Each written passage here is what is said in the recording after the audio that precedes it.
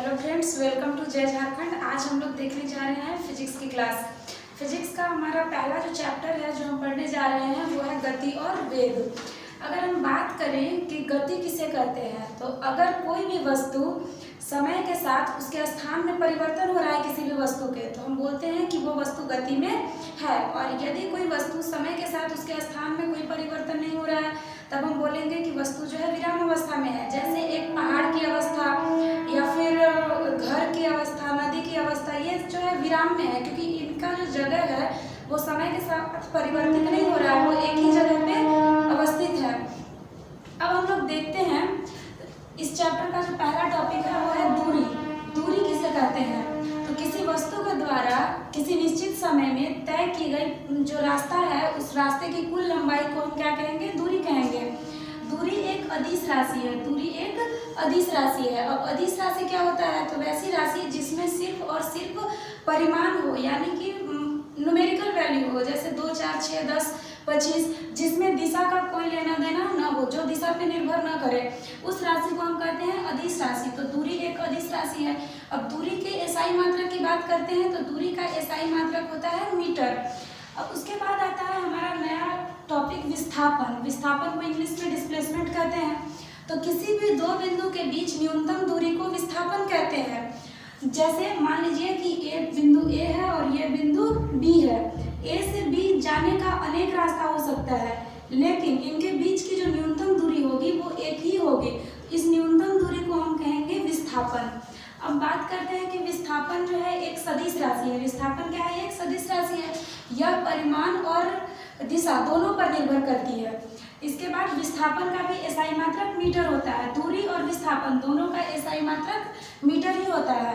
अगर हम बात करें दूरी और विस्थापन के अनुपात का, तो दूरी और विस्थापन का अनुपात हमेशा या तो 1 से बड़ा होगा या फिर 1 के बराबर होगा। कारण क्या है कि विस्थापन जो है दो बिंदुओं के बीच की सबसे छोटी दूरी है, सबसे कम दूरी है विस्थापन। और अगर दूरी की बात करेंगे तो वो पाथ की कुल लंबाई होती है, रास्ते की कुल लंबाई। तो दूरी जो है वो विस्थापन से छोटी कभी भी नहीं हो सकती है। दूरी या तो विस्थापन के बराबर होगी या विस्थापन से बड़ी होगी। तो अगर हम अनुपात लेते हैं दूरी और विस्थापन का, तो वो हमेशा 1 से बड़ा होगा या फिर 1 के बराबर होगा। कुछ न्यूमेरिकल्स हम लोग देखते हैं। ये एक रास्ता है जिसपे एक मनुष्य चला है। इस रास्ते पे चला है। ये वृत्ताकार पथ है जिसकी त्रिज्या कितनी है? 7 सेंटीमीटर है।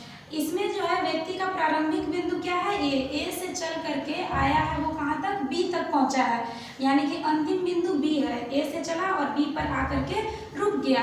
इस क्वेश्चन में हम लोग को निकालना है कि व्यक्ति कितना दूरी तय किया, साथ ही साथ इसका विस्थापन क्या हुआ। तो अगर हम विस्थापन की बात करें, तो विस्थापन हम आपको कहें दो बिंदुओं के बीच की जो सबसे न्यूनतम दूरी होती है, सबसे कम दूरी होता है, उसी को हम कहेंगे विस्थापन। तो आप देखिए ए से बी का जो न्यूनतम दूरी है वो इस वृत्त का जो व्यास है उसके बराबर होगा। अब वृत्त की त्रिज्या 7 सेंटीमीटर है, तो यहाँ से ए बी का जो मान है वो कितना आ जाएगा? ए बी बराबर 2 × 7, यानी कि 14 सेंटीमीटर हो जाएगा इसका विस्थापन। अब हम दूरी की बात करते हैं। ए से बी तक जाने में व्यक्ति कितना दूरी तय किया, तो यहाँ इस रास्ते की लंबाई हमको निकालना है। तो रास्ते की लंबाई के लिए हमको यहाँ पे सूत्र किस चीज़ का उपयोग करना पड़ेगा? तो वृत्त का अर्ध परिमाप। वृत्त का अर्ध परिमाप क्या हो जाएगा? पहले तो हम लोग जानते हैं वृत्त का परिमाप होता है 2πr। अर्ध परिमाप निकालने के लिए हम इसको 2 से डिवाइड कर देंगे। 2 से 2 कट जाएगा, यानी कि आया πr। अब पाई का वैल्यू हम पुट करते हैं कितना? 22/7, और हमारा त्रिज्या भी है 7, 7 से 7 कट गया, यानी कि जो दूरी आया वो हमारा आया 22 सेंटीमीटर। अब हम अगला सवाल देखते हैं। इसमें भी एक वृत्ताकार पथ है जिसमें व्यक्ति प्रारंभ करता है बिंदु ए से चलना और वापस जो है बिंदु ए पे आके रुक जाता है। इस अवस्था में हमको निकालना है कि इसके द्वारा विस्थापन कितना हुआ, साथ ही साथ तय की गई दूरी क्या है। तो जब हम यहाँ पे विस्थापन निकालते हैं तो हम देख रहे हैं कि व्यक्ति का प्रारंभिक बिंदु और अंतिम बिंदु दोनों एक ही है, यानी कि जहाँ से चला था वापस आके वहीं पे रुक गया। तो यहाँ पास अगर हम देखें प्रारंभिक बिंदु और अंतिम बिंदु के बीच का जो न्यूनतम दूरी है वो कुछ हो ही नहीं रहा है, 0 हो गया, यानी कि विस्थापन कितना हो गया? 0। अब उसके बाद हम देखेंगे यहाँ पे दूरी कितना तय किया गया व्यक्ति के द्वारा। तो वृत्ताकार पथ पे चला है, तो वृत्ताकार पथ पे तय की गई दूरी जो है इसके परिमाप के बराबर होगी। तो दूरी बराबर अगर हम सूत्र लगाएंगे तो वृत्त का परिमाप हो जाएगा 2πr।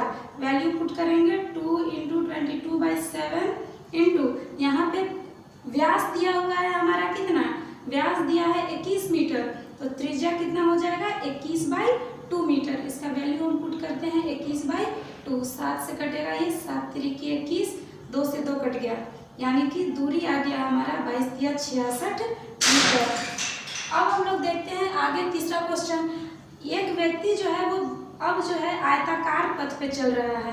प्रारंभिक बिंदु ए है, ए से चलना शुरू किया, बी गया, फिर बी से कहाँ पहुंच गया, सी तक पहुंचा। अंतिम बिंदु सी है, सी पे जाके रुक गया। अब हमको इस अवस्था में निकालना है कि व्यक्ति के द्वारा कितना विस्थापन हुआ और साथ ही साथ कितनी दूरी तय की गई। तो अगर विस्थापन बराबर निकालते हैं हम, तो विस्थापन बराबर क्या हो जाएगा, न्यूनतम दूरी प्रारंभिक बिंदु और अंतिम बिंदु के बीच का। तो ये न्यूनतम दूरी जो है इस आयत का जो डायगोनल है, विकर्ण है, उसके बराबर होगा। हम लोग जानते हैं कि आयत का सभी कोण कितना होता है 90 डिग्री। तो अगर हम देखें ए बी सी को, तो ए बी सी एक जो है समकोण त्रिभुज बन गया, और समकोण त्रिभुज में ये AC जो इस आयत का विकर्ण है वो किसके बराबर हो गया, हाइपोटेनस हो गया, इसका कर्ण हो गया। अब इसका मान निकालते हैं हम लोग पाइथागोरस थ्योरम से, तो क्या होगा AC² = AB² + BC²। अब यहाँ से हम निकालते हैं AC का मान, AC² बराबर हमारा आ जाएगा, AB का वैल्यू कितना दिया हुआ है 3 मीटर, यानी कि 3 का स्क्वायर प्लस 4 का स्क्वायर।